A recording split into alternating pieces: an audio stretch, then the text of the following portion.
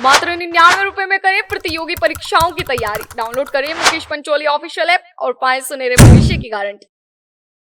REET level 2 का जो एक कमेटी बनी थी माननीय उच्च न्यायालय के आदेश के अनुसार, उस कमेटी ने रिपोर्ट बोर्ड में रख दी है और अब इसके बाद में जो सीटी परीक्षा है उसके बाद में फिर इस कमेटी की जो रिपोर्ट है उस पर कार्रवाई की जाएगी और मुझे लगता है कि हम अगले महीने में इस पर कार्रवाई करेंगे।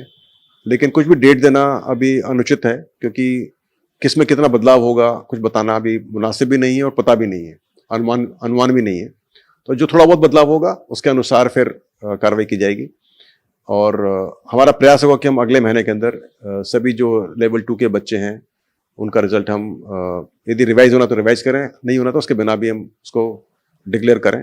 तो हमारा प्रयास होगा कि अगले महीने हम करें इसको। सर, हम हिंदी लेवल 2 के हिंदी के विद्यार्थी हैं और हमारे ना मतलब 2 क्वेश्चन ऐसे हैं हिंदी में जो मतलब एकदम सही होते हुए भी गलत मान ली गई। पहले वाली सरकार आई थी, फिर उन्होंने उन क्वेश्चनों को गलत मान लिया और हमारे पेपर में ही 2 क्वेश्चन पूछे गए सेम डिटो, उनमें ही मतलब अलग अलग आंसर मान लिए। और रिट लेवल 1 में भी पहले दिन एक क्वेश्चन पूछा गया था वो निदानात्मक का, जो उसमें आंसर जो माना है वही आंसर हमारा है, लेकिन फिर हमारे वाले में चेंज कर दिया पेपर में।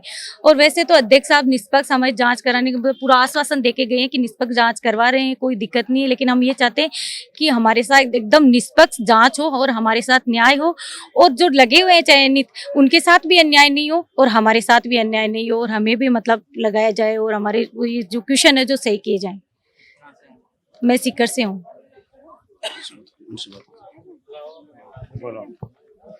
मैं अध्यापक भर्ती 2022 की चयन 2022 की अभ्यर्थी हूँ और मेरा चयन नहीं हो पाया है क्योंकि मेरे प्रश्नों की आपत्ति को लेकर पहले जो बोर्ड ने माना था उन प्रश्नों को सही आंसर नहीं माना, बाद में बदल दिया उसने।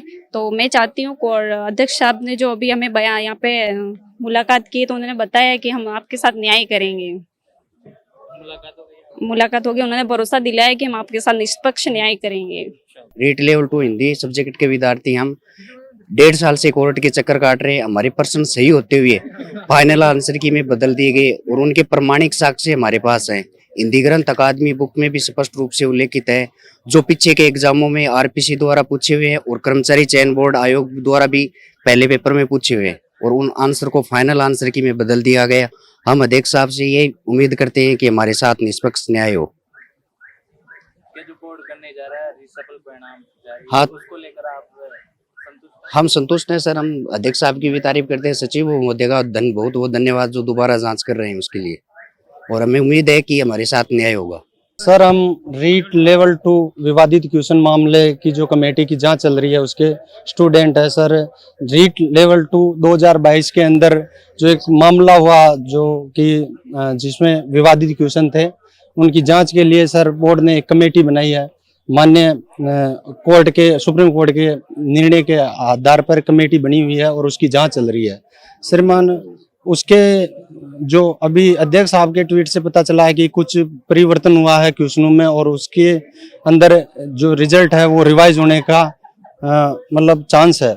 उसमें श्रीमान ये है कि कुछ उन्होंने बताया कि कुछ आंशिक परिवर्तन होगा क्वेश्चनों में, जिनमें कुछ को मतलब बाहर भी होना पड़ सकता है और कुछ अंदर भी आएंगे। इस चीज को लेकर सर जो लगे हुए हैं उनको भी बाहर नहीं निकाला जाए और हमें भी लिया जाए।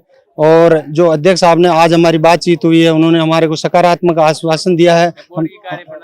बिल्कुल सर, बोर्ड की कार्यप्रणाली बहुत अच्छी है। अध्यक्ष साहब ने सकारात्मक आश्वासन दिया है, सचिव साहब ने सकारात्मक आश्वासन दिया है और उन जो जिस प्रकार से अध्यक्ष साहब काम कर रहे हैं उनकी मानसिकता को और उनकी कार्यप्रणाली को देखकर हमें लगता है कि हमारे साथ न्याय होगा।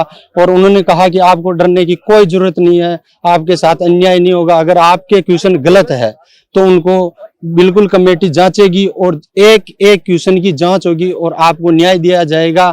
और हम यही चाहते हैं कि हमारे साथ न्याय हो और जो लगे हुए हैं उनको भी बाहर नहीं किया जाए, उनके साथ भी न्याय किया जाए। सर, धन्यवाद।